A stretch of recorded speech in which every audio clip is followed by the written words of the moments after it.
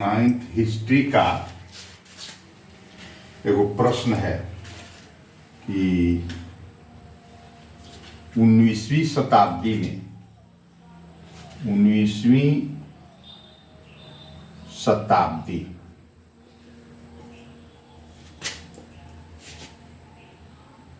तक या पहले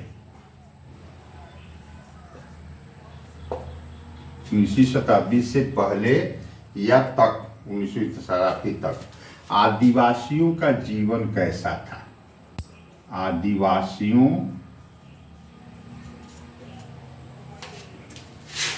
का जीवन कैसा था, कैसा था। ये बड़ा में 9th क्लास के हिस्ट्री में वन्य एवं वन्य समाज नाम का जो पाठ है, तो उसमें आपको ये प्रश्न पूछ सकता है, बड़ा क्वेश्चन दीर्घ उत्तरीय प्रश्न के रूप में। इसी क्वेश्चन को छोटा छोटा लघु उत्तरीय प्रश्न के रूप में कई वो प्रश्न बना के पूछ सकता है। जैसे आदिवासियों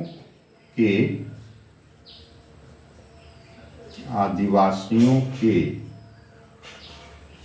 राजनैतिक जीवन का वर्णन करें। राजनैतिक जीवन का वर्णन करें। ये क्वेश्चन दे सकता है छोटा में अलग से। या पूछ सकता है आदिवासियों के सामाजिक जीवन का वर्णन करें। ये प्रश्न पूछ सकता है। या ये भी पूछ सकता है अलग से कि आदिवासियों के आर्थिक जीवन का वर्णन करें। आर्थिक जीवन का वर्णन करें। ये पूछ सकता है आपको प्रश्न। एक और क्वेश्चन पूछ सकता है कि आदिवासियों के धार्मिक जीवन का वर्णन करें। धार्मिक जीवन का वर्णन करें। तो ये बड़ा क्वेश्चन है, उसको समझा दे रहे हैं। तो इसमें जो ये छोटे छोटे क्वेश्चन हैं, इन सब का उत्तर आप चाहें तो उसी में से दे सकते हैं। तो आइए हम समझने का प्रयास करते हैं कि 19वीं शताब्दी से पहले आदिवासियों का जीवन कैसा था। 19वीं शताब्दी के पहले आदिवासी लोग, जो भारत में पर्याप्त मात्रा में वन थे, तो उन वनों के, वहाँ के जमीन के वो एक तरह से मालिक थे। अपने जरूरत की सारी चीजें वो वनों से ही प्राप्त करते थे। जैसे लकड़ी प्राप्त करना, पत्ती या अपने पशुओं के लिए चारा प्राप्त करना, या भोजन के लिए विभिन्न प्रकार के भोज्य पदार्थ प्राप्त करना, छोटे छोटे पशु पक्षियों का शिकार भी करते थे। तो इस तरह से उनका जीवन जो है वो खुशहाल था। लेकिन अंग्रेजों के आ जाने के बाद उनके जीवन में बहुत परिवर्तन हुआ। अंग्रेजों ने शोषण करना शुरू किया, जिससे उनका जीवन तबाह हुआ, नष्ट हुआ। तो एक एक करके हम अगर उसका उत्तर बताएंगे तो एक छोटा प्रश्न का भी उत्तर हो जाएगा और बड़ा वाला का एक हिस्सा भी हो जाएगा। जैसे हम आज जानने का प्रयास करते हैं कि आदिवासियों का राजनीतिक जीवन कैसा था, तो इस बारे में समझिए कि आदिवासी लोग हमेशा से कबीलों में रहते आए। और कबीला क्या होता था, तो उनके वंश के ज्यादा से ज्यादा लोग जो है एक साथ रहते थे। उसमें कई पीढ़ियों के लोग एक साथ रहते थे। कई बार तो वो दूसरा छोटा कबीला भी बड़ा कबीला में मिल जाता था। और उन कबीलों का एक सरदार होता था, मुखिया होता था। मुखिया उसी व्यक्ति को चुना जाता था जो सबसे शक्तिशाली हो और बुद्धिमान हो। तो वहाँ के बुजुर्गों की जो समिति होती थी वो मुखिया का चुनाव करती थी।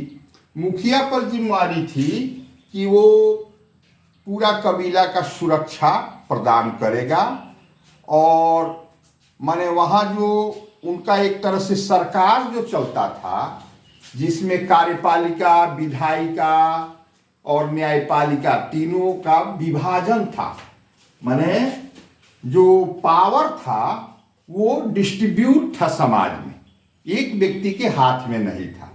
तो इस तरह से और हर कबीला का या हर जनजाति का अपने तरह का एक राजनीतिक व्यवस्था था। तो इस तरह से उनका जीवन चलता था, ये चलते चला आया। अब उनका सामाजिक जीवन कैसा था? तो समाज में वो रहते थे और समाज में पावर का डिस्ट्रीब्यूशन था और वे लोग जो है स्त्री पुरुष सब जो है साथ रहते थे और इसमें माने पर्दा प्रथा या इस तरह का कोई चीज़ नहीं था। स्त्रियों का भी समान अधिकार था समाज में और सब लोग मिलजुल के और ज़रूरत की चीज़ें जुटाते थे या हर तरह के जो पर्व त्योहार मनाया जाता है तो वो मनाते थे साथ साथ। उनमें नृत्य और संगीत का बहुत महत्व था। तो इस तरह से उनका सामाजिक जीवन भी बड़ा विकसित था।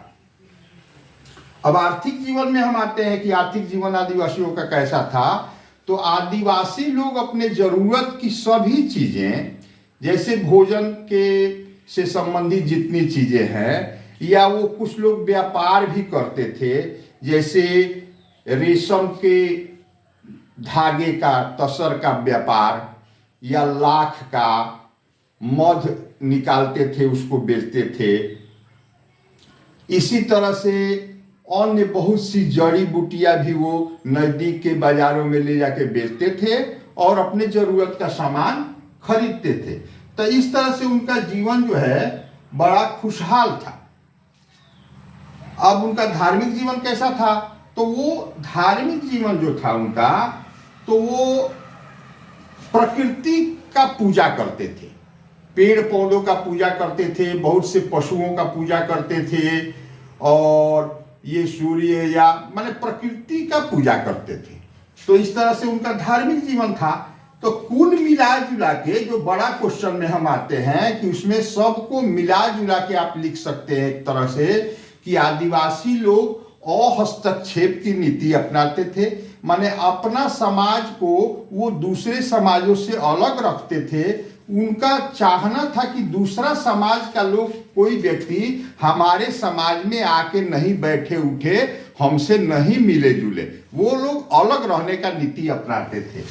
और इस तरह से बहुत सारा उत्पाद जो है वो नज़दीक के बाज़ारों में ले जाके बेचते थे और अपने ज़रूरत का सामान भी बाज़ार से खरीद के लाते थे। वैसे अधिकांश चीज़ें उनको जंगल से उपलब्ध हो जाती थी। उनका जो जीवन था जैसे खेती करना, तो खेती भी वो जंगल को काट के उसको जला के झूम खेती करते थे, घुमंतु खेती कहा जाता है। वो पशुपालन भी करते थे। तो इस तरह से उनका जीवन खुशहाल था। अब आते हैं कि अंग्रेजों के आने के बाद, माने भारत का जो औपनिवेशिक सत्ता था, अंग्रेजों की जो सत्ता थी, तो उनके आने के बाद अंग्रेजों ने पहला तो उनके दिमाग में बैठा कि ये जंगल जो है वो बेकार भूमि है, इससे कोई कमाई नहीं होती है, ये अनुत्पादक क्षेत्र है। तो अनुत्पादक क्षेत्र है तो उन लोगों ने समझा कि जंगलों को काट के खेत बनाया जाए और खेत बना के उनको जो है उससे उनको फायदा ये होता था कि एक तो अस्थायी रूप से जो लोग खेती करेंगे उनसे टैक्स वसूलेंगे और दूसरा वो अपने ज़रूरत के चीज़ों को का उत्पादन कराएंगे। जैसे इंग्लैंड में लोगों को भोजन पहुंचाने का काम जो है यहाँ से किया जाता था, तो यहाँ से अनाज का खेती होगा तभी न भेजाएंगे, तो वो खेती करवाना चाहते थे। इसलिए जंगलों का जो है विनाश करना उनके मन में बैठ गया था और आमदनी करने के लिए भी करते थे। वो बागानी खेती का परंपरा जो है अंग्रेजों ने ही शुरू किया। वैसे तो बाग बगीचे लगाने का व्यवस्था भारत में बहुत पुराना है, लेकिन उन्होंने बागवानी कृषि को ज़्यादा से ज़्यादा फायदा कमाने के लिए व्यवस्थित ढंग से उसको चलाया, और उसके लिए जो खेत की जरूरत होती है तो उसके लिए जंगल को कटवाया। तो इसलिए जंगलों का विनाश होते गया। आपको एक प्रश्न ये भी पूछा जा सकता है कि जंगलों के विनाश के लिए, अभी इसको देखिए बताते हैं, हाँ वो भी जरूरी है कि जंगलों के विनाश के लिए क्या जिम्मेवार कारक है। जंगलों के विनाश के लिए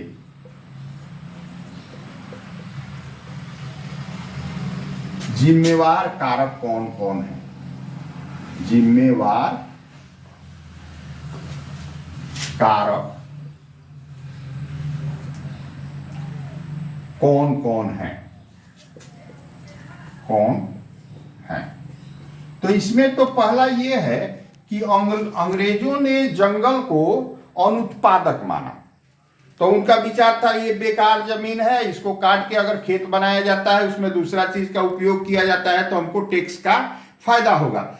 दूसरा कारण तो ये था कि वो अपने यहाँ के लोगों का पेट भरने के लिए यहाँ से अनाज का उत्पादन कराना चाहते थे, और उसके लिए उन्होंने डिफॉरेस्टेशन कराया, माने निर्वनीकरण,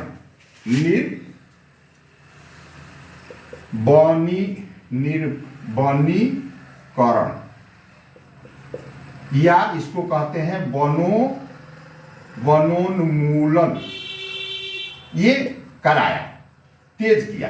वन का तो विनाश करने का ये सिस्टम जो है जनसंख्या के बढ़ने के साथ ही शुरू हो गया था, लेकिन जैसे जैसे औपनिवेशिक सत्ता का प्रभाव बढ़ते गया, उन्होंने वन के विनाश के लिए बहुत सारा कार्य किया, जिसमें उनका वो समझ था। दूसरा था कि अपने यहाँ के आबादी के लोगों को पेट भरने के लिए वो जंगलों को साफ करा के खेत बनाए।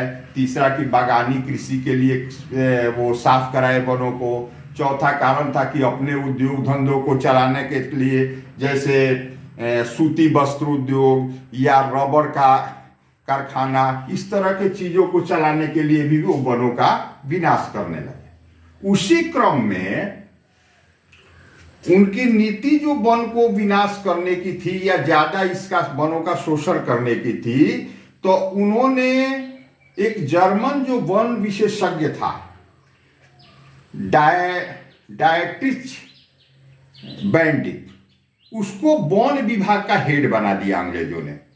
उसने क्या किया कि 1964 में माने वन विभाग बना, और 1965 में वन अधिनियम पारित किया। और वन अधिनियम पारित होने से क्या हुआ कि अंग्रेजों ने इस नियम के अनुसार आदिवासियों का जंगल पर से आधिपत्य समाप्त हो गया, और उनको जो है लकड़ी काटने की मनाही की गई, उनका उपयोग करने की मनाही की गई। जो छोटे जंगल थे या जिसमें जरूरी या कीमती चीज नहीं था, उसी को छोड़ा गया। बाकी वन को जो है सरकार अधिग्रहण कर चुकी थी। एक और कारण है कि वन के विनाश का, कि उस समय बतूल का पेड़ एक होता था इंग्लैंड में, जो उस पेड़ से जहाज रानी उद्योग चलता था अंग्रेजों का जहाज रानी उद्योग दुनिया में बड़ा विकसित रहा है। लेकिन जब वो पेड़ समाप्त होने लगे, तो अंग्रेजों ने एक सर्वे दल भारत भेजा, ये पता लगाने के लिए कि यहाँ का कौन कौन पेड़ है जो हमारे काम में आ सकता है। तो सर्वे दल ने उस समय रिपोर्ट किया कि साल, सागवान, इस तरह के बहुत सारे पेड़ है जिसको काट के इंग्लैंड ले जाया जा सकता है। और यही हुआ भी। अंधाधुंध यहाँ के वनों को काट के और इंग्लैंड ले जाया गया, और वहाँ जो है जहाज रानी उद्योग का में उसे लगाया गया। तो इस कारण से भी यहाँ वन का विनाश हुआ और आदिवासियों के जीवन में परेशानी आई। एक और कारण है कि भारत जो बहुत बड़ा देश है, यहाँ सत्ता पर स्थापित रहने के लिए, सत्ता पर काबिज रहने के लिए, सेना के मूवमेंट के लिए और प्रशासन की पकड़ बनाए रखने के लिए उन्होंने रेल का विकास किया 1850 ईस्वी में लगभग। तो उसके लिए रेल की जो पटरियां बिछाई जाती हैं, पटरियों के नीचे लकड़ी का गत्ता लगा रहता है जिसको स्लीपर सेल कहा जाता है।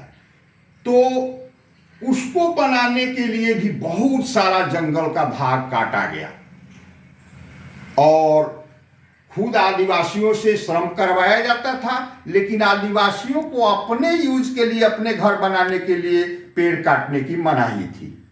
तो कुल मिला के औपनिवेशिक सत्ता के द्वारा अंग्रेज आदिवासियों का शोषण किया गया, उनके जीवन को तबाह किया गया, जंगल का विनाश किया गया। नहीं तो 18वीं शताब्दी से पहले आदिवासियों का जीवन बहुत खुशहाल था। एक चीज और इसमें छूट गया है, वो बता देते हैं कि आदिवासी लोग जो और हस्तक्षेप की नीति अपनाते थे, उसके खिलाफ शुरुआत में ईसाई मशीनरियों ने आदिवासियों के भलाई के लिए कुछ काम किया, लेकिन ये सिर्फ इसलिए किया कि ताकि इनके परिवार में, इनके झुंड में हम पहुंच सके, हमको आदिवासी मार नहीं पाए, इसीलिए आदिवासियों का ये लोग कुछ भलाई भी किए और उल्टा में बहुत सारे आदिवासियों का जो है ईसाईकरण किया, ईसाई बनवाए।